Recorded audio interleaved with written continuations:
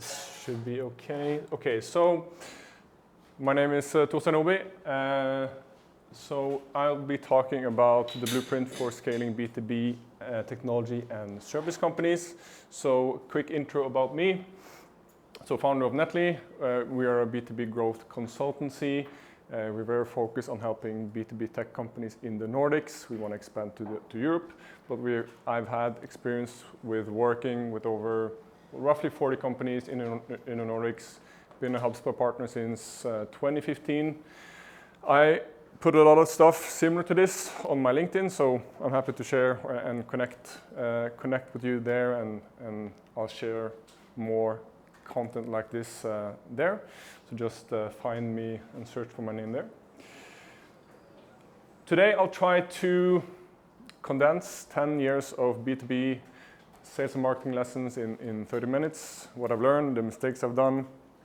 I want to help you understand what B2B companies who are scaling right now, what strategies they're using, tactics they're using, the tools they're using, and also which sequence they're implementing these strategies, tools, tactics. This is very tailored towards you who are selling a complex B2B product, service, or solution. Maybe you're selling to multiple people within a company. When you're selling to B2B companies, there's usually a decision maker, economic buyer, a champion, end users. So there's a lot of people you have to convince to invest in your solution. And this will be very high level. It's a very complex topic. So I just want you to use this presentation as like a bit of a checklist. Am I doing this? Am I missing this? And maybe you can find things that you're missing and you can implement in your own growth strategy. So this is what we call a client success map. So this is the process we take our clients through. I'll go into detail each of these, but I'll just give you a quick summary. Unlocking sales opportunities. This is about getting really narrow about the types of companies you want to target. Then start tracking how many sales activities your sales department is doing to make sure that they're doing enough, because often they're not doing enough sales activities to reach your goals. Then getting a CRM in place. Every scaling B2B company has a CRM in place, and I just want to talk a little bit about how that looks like, what you need to have in place, like the tech infrastructure you need to have in place.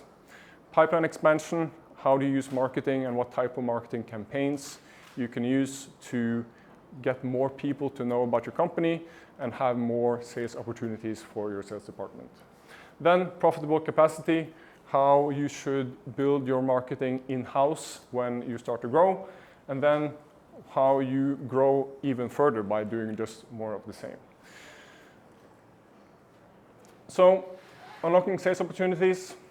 The best thing any B2B company can do to grow is to look at their existing customer base, find out who are your best customers, and then find companies who are similar to your customers.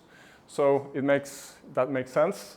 You can do an export from your CRM, from your accounting system, and you can rank all the companies that you have as customers. And you can look at which companies are giving you the most revenue, who are the most profitable, which companies are you getting really good results for, who do you enjoy working with, and then you will find out that there's some common characteristics between the companies that are the most profitable, that you enjoy the most, and maybe you'll see that there's certain market segments that you want to focus on. So maybe you've seen that there's 10 segments that you have worked with, but you really enjoy 2 of them. You can see that there's maybe 1 or 2 segments that are the most profitable. Take those 2 segments and do customer interviews. Find 5 to 10 customers per market segment, talk to them for 30 minutes, and then you will have a good understanding of why they bought from you and how they bought from you. This will help you to make a profile, an ideal customer profile or an ICP, and this will be kind of a compilation of all the insights from your customer interviews. And then you need to define some standard criteria. So that will be revenue, profitability, web tech, location, and so on. And then also some non-standard criteria. So let's take one non-standard criteria from one of my clients is the number of hospital beds. They were selling health tech and sensors to hospitals. Or another company that were doing, smart lighting solutions for buildings. So a bigger building, bigger deal, and that's something you won't find in a database. So you just need to find the characteristics that define the best customers, and then you can create a customer journey. So a customer journey is the content your customers need when they're buying. You want to have a positioning strategy. So on your hero section of your website, in your email signature, on your LinkedIn profile, it says what you do, for who, and what is the value you bring. And then you need to understand the steps your customers take, what channels are they using, what people were involved, what content, what objections, what questions they have while buying, so you can recreate this process to attract new customers. Next, you can build a list of accounts. And accounts is just a fancy term for companies. So you want to use a database to build a list of companies that you want to target. And the reason for this is that you want to have a list of companies that you want to advertise to, that your salespeople can target when they do cold outreach, and also the types of people in those companies you want to target. And then last, marketing planning. You make a list of the metrics you want to measure, then the list of marketing tactics. So if your customers are on LinkedIn, you do LinkedIn marketing tactics. You make a list of the campaigns you want to create, and then you have a marketing plan or a list of activities you want to do to attract those customers.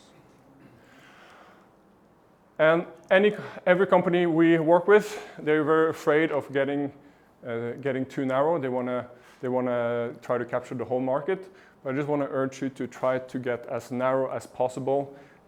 Companies who have a more narrow targeting, they can usually charge more. It's usually easier to have an effective marketing plan if you have a more narrow positioning. Just think of all the criteria you can use to narrow down, so you're targeting these companies and not all these companies up here. And then a quick win you can do in the beginning when you're starting to focusing on growth is to integrate if you're doing sales or you have salespeople, you can integrate your CRM with your Gmail or your Office 365 account. Then you can start seeing what is the level of activity I'm actually doing or my salespeople are doing. Because almost always the case is almost always the case that if it's a founder or it's a sales department, they're doing way less than they think. So the first thing is to start tracking how many calls, how many emails, how many voicemails you're actually doing, and then you need to set a goal. So okay, we have 500 accounts we're targeting. We want to contact 20 prospects every day. We want to talk to 5 existing prospects every day, and we want to send out 1 proposal every day. And that's a goal each sales rep needs to hit. And that's the quickest win you can do to start getting growth in your company. Then growth foundations, getting a CRM in place. So I'm a HubSpot consultant, so I'm not very objective in this case. I think if you're starting a company or you're already in a company and you're considering a CRM, a lot of the solutions in the market are either too light or too complex. While HubSpot is a good solution for the companies who maybe are smaller, but it's a system that can grow with you from just a few employees to hundreds of employees. A typical issue many B2B companies have is that they have their marketing software and marketing software over here, then they have their sales software over there, and then they have customer success over here, and these departments don't talk to each other. So when you're using HubSpot, you can break down silos. So you have, if your marketing is generating a lead over here, that lead information is getting passed straight to your sales department. They can follow up within preferably an hour. And then when you close a deal, you have a process for automatically starting customer onboarding. There's no need for integrating tons of different solutions to have a really good customer experience for customers. Then, reporting on revenue. So nowadays, people like to do research online themselves. They want to postpone the process of, or they don't want to talk to sales right away. They want to educate themselves. They want to read on your website. They want to do as much research before they talk to a salesperson. So marketing is way more important than, let's say, 10, 15 years ago. But it's been historically really hard to measure.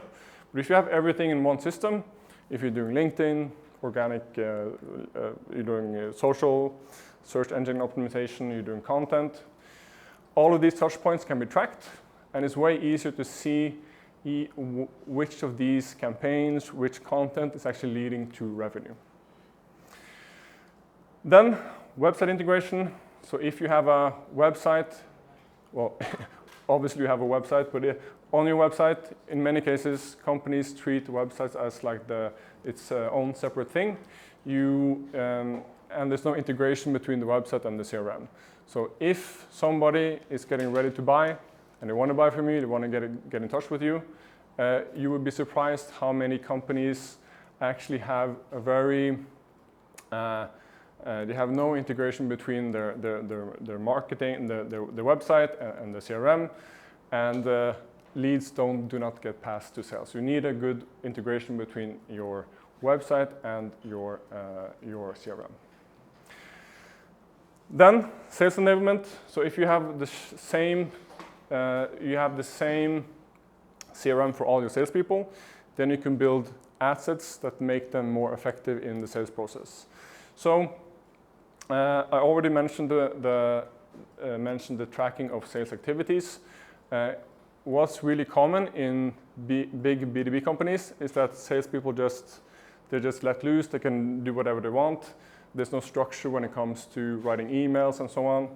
They're often poorly formatted, they're poor grammar, and so on.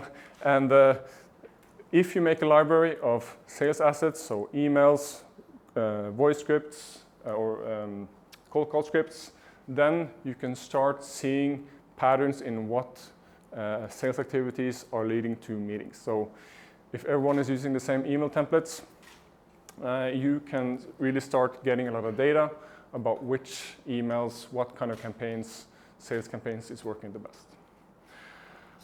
And then customer success. You would also be surprised how many B2B companies do not have this. So if you just have, the ideal is that if you close a customer in your CRM, you have a planned out process from a deal is closed and the first 100 days of the customer journey, so when they onboard. So again, you would be surprised how many companies do not prioritize customer success, but if you're a B2B company and you have a very limited target market, it makes sense to prioritize customer success and retaining and upselling, and not only trying to bring on new customers. So if you actually have a customer success process, you're already ahead of most companies. Next, pipeline expansion. So if you're not into the sales world, this is a sales pipeline. It's just the stages of your sales process. The number of stages can be very different from company to company, but usually you have, let's say, 5 to 7 stages. And let's say you have a qualification call, a discovery call, a solution presentation.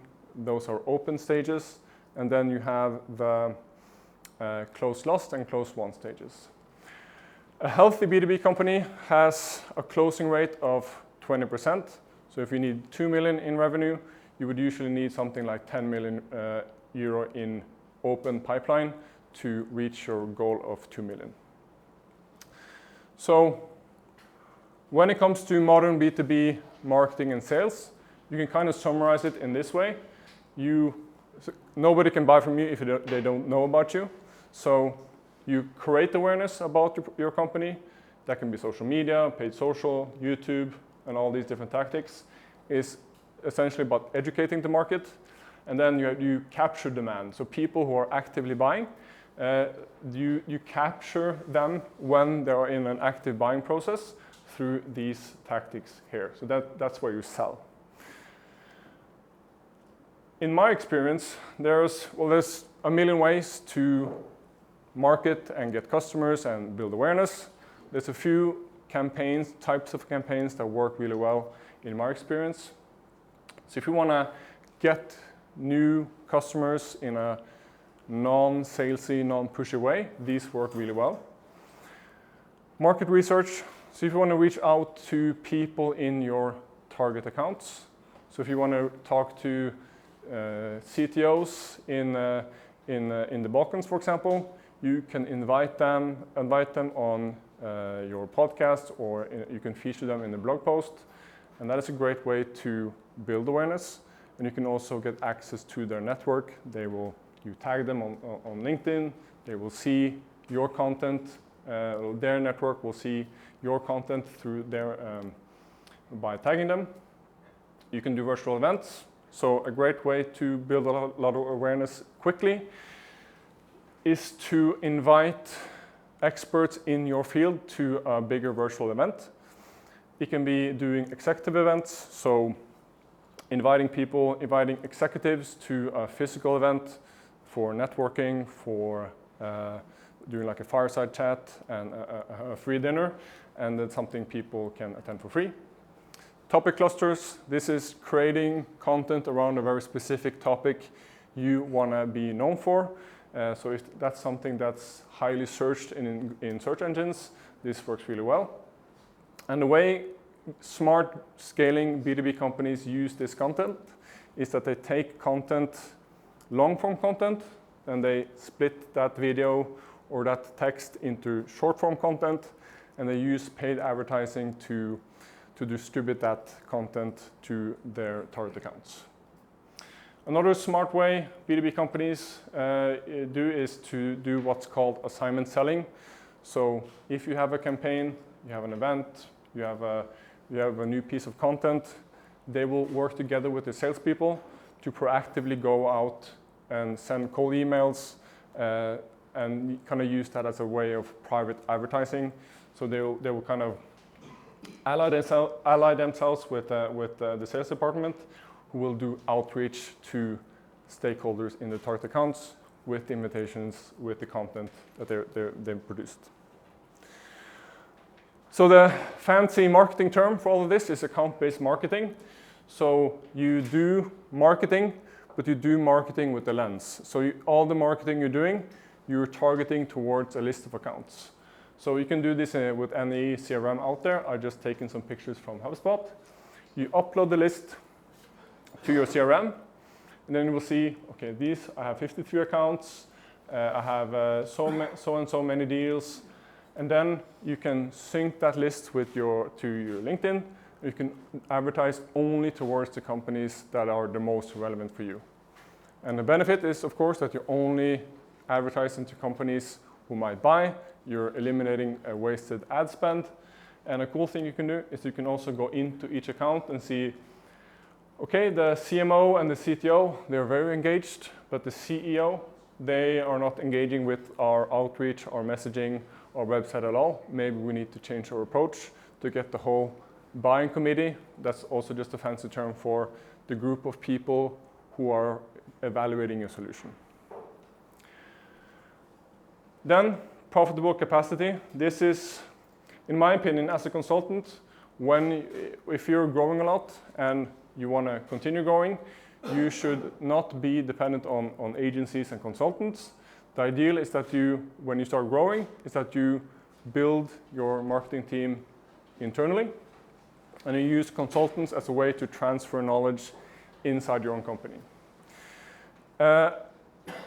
If you have an internal marketing team, they will be closer to the customer, better understanding of the product, they will be more effective at marketing your business.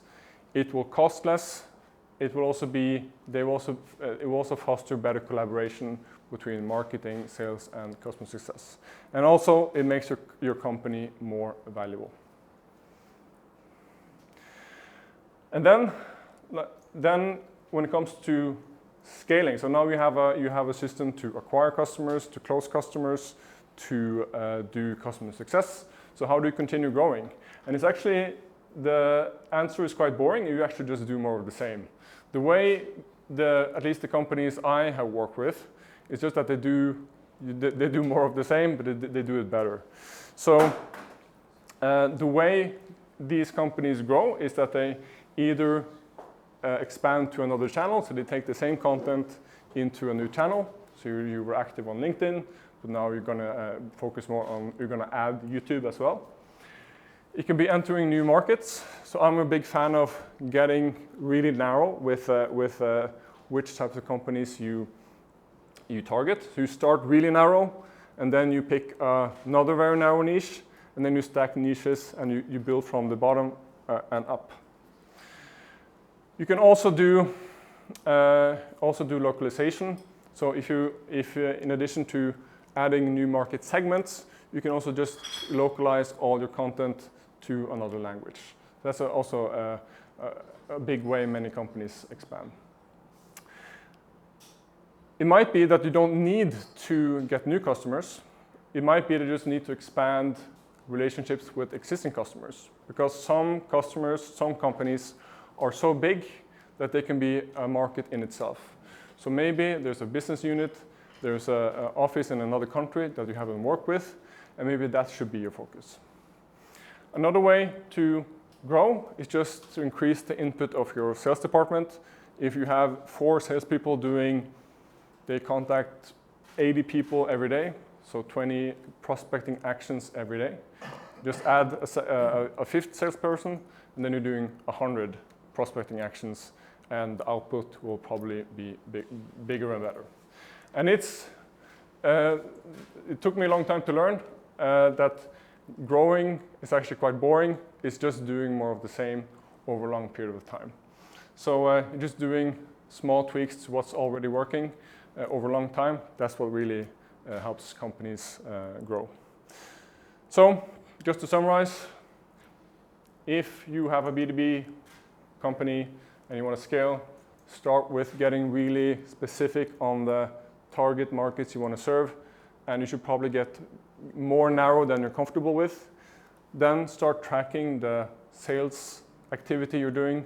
You're probably not doing enough, and set a goal for how many sales activities. It could be cold email, cold calling, LinkedIn connections, and so on, and try to hit that consistently over a long period of time. Then to scale, you need a CRM that manages the whole process from someone not knowing about you to them being a loyal customer. So you have a whole process for attracting leads, closing leads, and doing delivery. Third, do marketing. Like you build your pipeline by doing these different marketing campaigns I mentioned. Then, when you are growing a lot, have a goal to get your marketing in-house, and then you scale further by actually just expanding into new channels, localization, adding new market segments, adding more salespeople, or just expanding into existing accounts. So that's all I had to say. So thanks for having me. Any questions?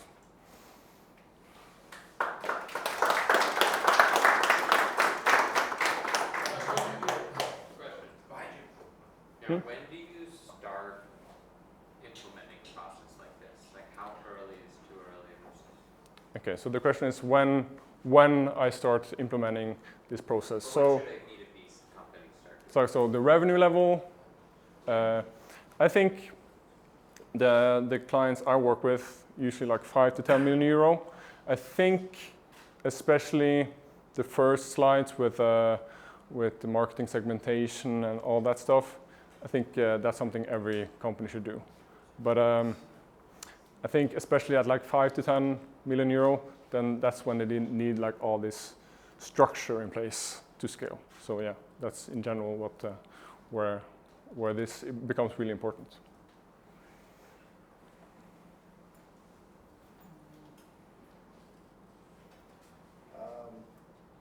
What specific metrics do you measure for customer acquisition cost and lifetime value? Yeah. And then secondly, what is the specific person in cold outreach that one should reach out for appointment booking rates, the highest? Yeah. So the first part of the question is what metrics to measure? Not what metrics to measure. How do you measure what do you set up so you can measure customer acquisition costs and lifetime value? Yeah. This is so the question is what metrics to measure or how. So I think this is a very really it's a difficult one because that's the only one that matters. I agree. So in a B2B setting, you have a ton of different channels. I did mention there was podcasting, YouTube, LinkedIn organic. You have all these channels that are very hard to track.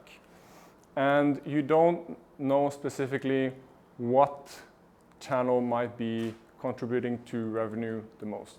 So in my opinion, you just need to look at the total marketing investment, and then you need to look in your CRM and see if the pipeline and the closed revenue is higher than the total marketing investment. So it's the ads, it's the people you're paying for, and that's in general how I approach it. I have a question. Yeah. Can you answer the second one? The second one was who's the best person to target for appointment show-up rate in an organization? who's the best person In the to champion, who's the person to target for your yeah. So who is the show-up rate? who is the best person to target when you're doing outreach? Cold out. Yeah, cold outreach. And so it does depend. So if you go For appointment show-up rate. yes. So if you do customer interviews, you will usually see that there's a pattern in the type of person who is on the first meetings. That is usually the champion. So I can't give you a specific person, but that's something you will find out by doing customer interviews and have that customer insight. So for me, it's usually the head of sales, head of marketing, but that really depends on the different company. You need to talk to 5 to 10 customers and understand the customer journey, and then see who's that person who's Yeah. Just follow up on that. Is it worth including those types of questions where it's like, how did you hear about us? That you see sometimes on those little survey things, or is that sort of a essay? So the question is to measure, and correct me if I misunderstood, but to measure the impact of your marketing, if you can just ask people how they heard about you. So yes, if you have a form on your website, or maybe you just do it in a sales call, you ask, how did you hear about us? And they will say, oh, I listened to your podcast, I follow you on LinkedIn, and so on. And that will give you, it won't be 100% accurate, but will give you an indication of which channel is the most impactful. So I am very for that. Still do that. Yeah. I have a question, sir. Yeah.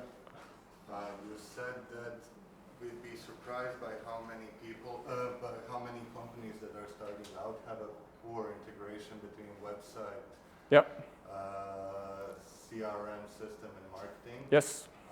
Could you just elaborate a bit on that, or some example of a good setup, what it could be for a small company? So the question is just elaborating on the integration between the website and the CRM, and it sounds basic, but if somebody comes to your website and this is the website, and you have your main navigation, and then you have a get pricing, get a quote, get a demo, you'll be surprised how many companies have like no good process for sending that form submission to the right salesperson. And it's I think maybe it's like a tech issue that they don't have. Maybe like they don't have a good software to integrate. They don't have the form software. They don't have the integration between the form on the website and the CRM. And then you get a inbound lead, and then nobody follows up with that lead because they didn't know about it. So using HubSpot, using a solution like that, you can just very easily send that information to the right person internally, and you can follow up within an hour. So many companies, they might take days or weeks to do this. Again, it's very surprising, but if you just have a solution like HubSpot, that will make it very easy. So yeah, it's just using a good CRM software that integrates with your website. That's the solution. Yeah. To follow up on his question now, how long would that take? Let's say someone was just starting something out, they wanted to, they were a little tech savvy, they wanted to try to set this up themselves, like to do what you just described. Really, it's like if you're using something like HubSpot or Salesforce or whatever, it should take literally like 10 minutes to set that up. But I don't know. It's funny why some companies don't do this, but yeah, I'm surprised by it still. People are failing to see the whole mechanism, I guess. Yeah, maybe. Yeah. When you have a channel partner or a lead partner Yeah. that provides you lead, how do you what is that a customer acquisition cost? Like, how do you measure the customer acquisition cost from a lead or channel partner? Oh, that's something I'm not that strong at. So I think I need to pass on this question. There was a question over here. Yeah, I was going to ask, you've consulted at tons of different companies. What is something that is just sort of a common thread through all of your clients? Where you're just like, your first 30 days of engagement, or first week of the engagement, like what? Yeah. So the question is kind of what the common threads are in the companies I work with. I think it's they don't want to invest the time to do the basics. So getting really narrow or targeted on the segments they want to target. They're unwilling to. They think they're gonna. They want to invest the time to get narrow and very targeted on the best types of customers. They think that a bigger market equals more opportunity, well, it's actually the opposite. But they're really unwilling to do like client interviews, doing strategy, like the basics of a good marketing strategy is often something they're unwilling to do, but it's super important. If you don't do market segmentation, how do you know which companies you're gonna target with your LinkedIn ads, with your prospecting? So it's like basic stuff is super important, but a lot of companies skip it. They want to go straight to LinkedIn ads or do like some tactical thing, and they want to get results now. And what usually happens is that they skip strategy, and then they have no results in 1 year later. So, yeah. What are some best lead magnets that you've seen common from a data perspective that's the best appointment, that showed the best appointment booking rates? Like, is there some specific best lead sources? Best lead magnets. Okay. Yeah. So you've seen consistently show up. The question is what are the best lead magnets to get people to show up for the meeting? Yeah. So I am actually not a big fan of like doing downloads and content offers and lead magnets. And the reason is because if you do that exercise and you say, okay, we are targeting these 150 companies in, let's say it's B2B logistics SaaS companies in Europe, for example. You already pre-qualified those companies. So if you just run content, it can be LinkedIn ads, it can be like just doing ungated content towards those accounts, and you just put that content from the ebook, for example, or the webinar as an ungated piece of content on LinkedIn. That is actually driving more people to your website and getting more people to. Well, what kind of content? There's a lot of different ones, but you can do like just take, if you have an ebook, for example, you wrote 2 years ago. You can take and split that content up into 10, 15, 20 different pieces of content. It can be customer quotes. It can be videos showing the features of your product. So it can be many different things. But in general, it's just take the messaging you're hiding behind a webinar or an ebook and just promote it directly on the paid social feed, in my opinion. Does that make sense? So I think the reason is because I think a lot of people are more hesitant now to submit their contact information, because a lot of companies they want to sell to those leads right away. So more people are submitting fake information, bad information on a form to get that piece of content. So I just want to make that content freely available and reach more people with the same content instead of gating it. I heard you talking about HubSpot, mentioning, I never heard about it, but Yep. I was in a company, I was building something like that. Yep. Just in-house. Yep.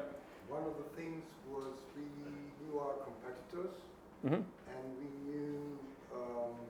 knew which companies will probable to use our service instead of competitor service. Mm-hmm. So what we were doing is scanning the list of all the possible clients, Mm-hmm. and figuring out automatically Mm-hmm. who's building their website. Okay. And then we knew the competitors, and then we came out. Are there any solutions for that in HubSpot or something like that, where you can, say, these are the possible customers, and let's find out as much information about them from their website? So is the question more about building the list of companies? Imagine you have a list of companies. Yeah. But how much do you know about their digital product? So you can go one by one, or you can have a list. Okay. Scraper, come out from it, figure out. So enriching the list. No, it's more about understanding of all the possible clients who's building that, like automatic, having that automatic, because I was building that. Yeah. So, as I said, I built something in-house for my company, all the CRM about it, like leads and then putting up. But we also built in-house crawler that will go through their website and figuring out what are the competitors, our competitors, they use the product. Yeah. And then on that, so I'm wondering, is there any service that you know of that's doing that? You don't have to do it. Yeah, so I'm not sure. I don't think HubSpot does it. I think the closest I know there's like databases like Apollo, Cognism, ZoomInfo, and scraping technologies, and they can do like a lot of enrichment. So they can see, okay, their companies are using these web technologies, these programming languages. There are these keywords on the website. So there's a lot of that's the databases I use. I use Apollo a lot. So I try to kind of get a most complete picture of what,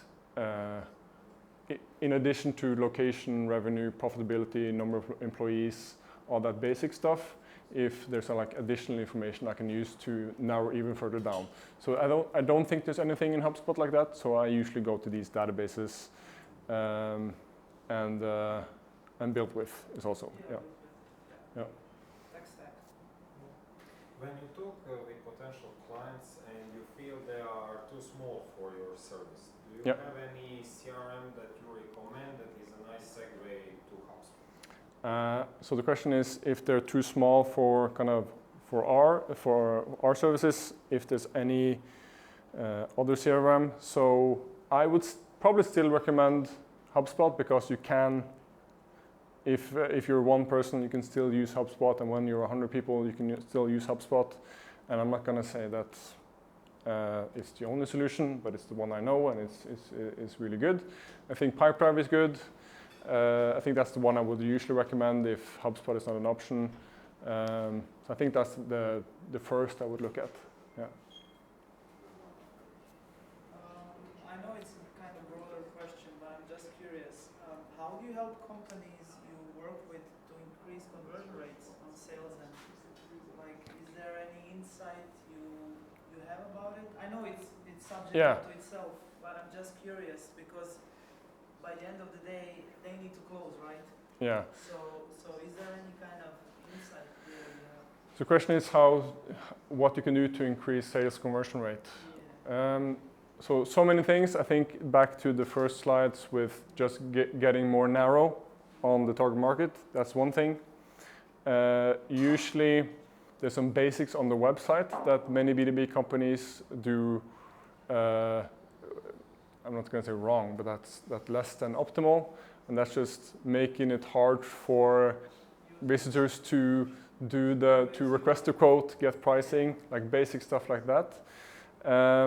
Also doing the sales enablement piece. If you're doing a lot of outreach, just improve the emails that sales are sending, because usually they're too long, poorly formatted. It's way too much focus on our product instead of what the value you can bring for the customers. So there's a ton of things, but that's like some of the basic things I usually do. Yeah. So that's a big, huge question. Yeah. And following up on his, what are some of the sales offers that work best for helping either having them in your funnel, getting them in your funnel, or I guess that's a lead magnet, but increasing the conversion? Like, what are good sales offers that you see consistently that work? Yeah, good. What are good sales offers that kind of help the conversion, help the lead in the funnel? And conversion. I think if it's like a digital product, I think having a product tour, short, like sometimes it can work, like gated videos can actually work. So product tours and short demos can work really well. So doing like a virtual demo, I've seen work. Like if you have a physical product, you can actually do like a virtual demo of the product. But then in many cases, it's just like get a demo, get pricing, get a quote form, and have that call to action throughout the whole website. Usually have a scrolling navigation on the website that follows the user all the time they're scrolling to the website, like basic stuff like that. But is there a specific offer, like here's everything for free, we're giving you everything for free, and then hire us if you want us to do it? What works to like? So it's like I'm not totally sure I understand the question. If you just more as a performance-based stuff, so you do, you set everything up for them, and then you say, okay, we are partners in this. Share both responsibility to get this going and increase the sales for you, something like that. Or maybe it's vesting, like I don't know how to frame it in a way that makes sense. Yeah, no, I'm not sure if I have a good answer. Yeah, basically, just though it is Alex Carmosi, if you've heard this. Yeah, I read the book. Yeah. Yeah, another huge question. I'm not sure I'm able to cover that. So I'm not sure if I have a good answer for this. Yeah. Hi, Thorstein. Logan? Can you lightly explain us how does your collaboration with, for example, your agency and your new clients, let's say we are approaching you, and what can Netly do for us? Like, how does our collaboration look, shortly or long period? Like, is there like longer follow-ups, or what is your services, for example? So like from sales process to, What is your offer? Yeah.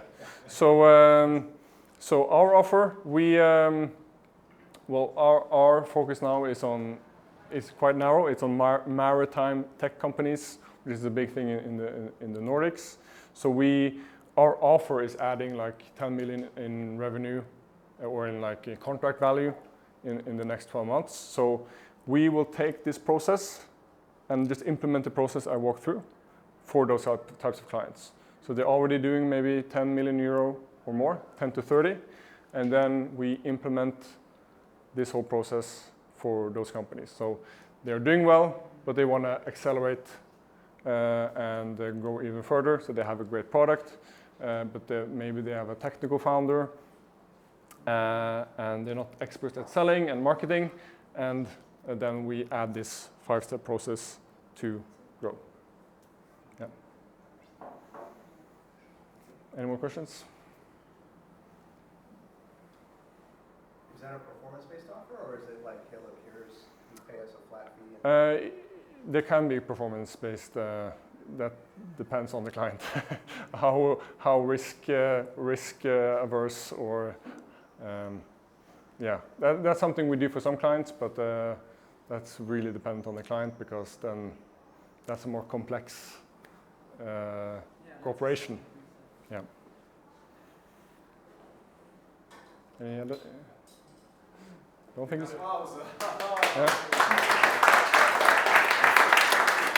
Thank you.